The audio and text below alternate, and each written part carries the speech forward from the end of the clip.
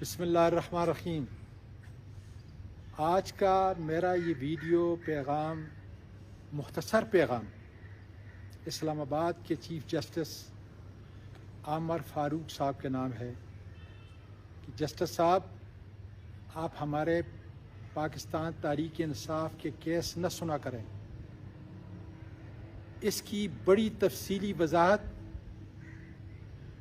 میں نے دسمبر 2022 اپنے 6 صفحوں کے خط میں آپ کی طرف بھیج کے کی،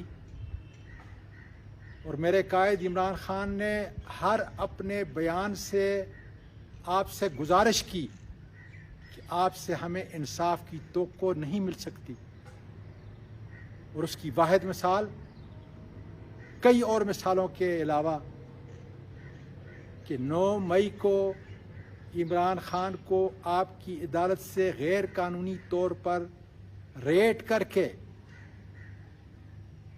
گرفتار کیا جاتا ہے، ہمارے لوگوں کو، وکلاء کو، آپ کے عدالت کے عملے کو عدالت کے اندر مارا جاتا ہے، لیکن آپ ان کی اس گرفتاری کو جائز قرار دیتے ہیں، جس کو بعد میں سپریم کورٹ نے کل عدم قرار دیا، غیر قانونی قرار دیا۔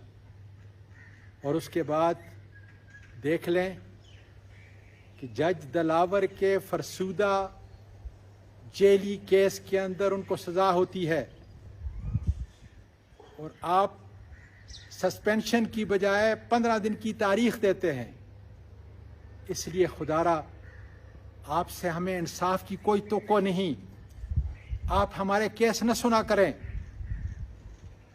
آپ نے خود اپنے فیصلوں میں کہا ہے کہ جسٹس ڈیلیڈ جسٹس ڈینائڈ۔ آپ اپنے اس بنیادی اصول کی نفی کر رہے ہیں۔ میں آپ کو یاد دلاؤں کہ اللہ تعالیٰ نے آپ کو بہت بڑا مقام دیا ہے کہ انصاف اور عدل کے لیے آپ کو اپنے نائب کی حیثیت سے اس کرسی کے اوپر بٹھایا ہے، جس کے اوپر قرآن کی آیات ہیں عدل و انصاف کے لیے۔ جسٹس صاحب، آج میں قانون کے طالب علم کی حیثیت سے، ایک سینیٹر کی حیثیت سے، اور مقبوضہ پاکستان کے شہری کی حیثیت سے، جن کے بنیادی انسانی حقوق سلب کر دیے گئے، قانون اور آئین کی حکمرانی کو ختم کر دیا گیا ہے، اور آپ کا سب سے بڑا کام میرا تحفظ کرنا تھا۔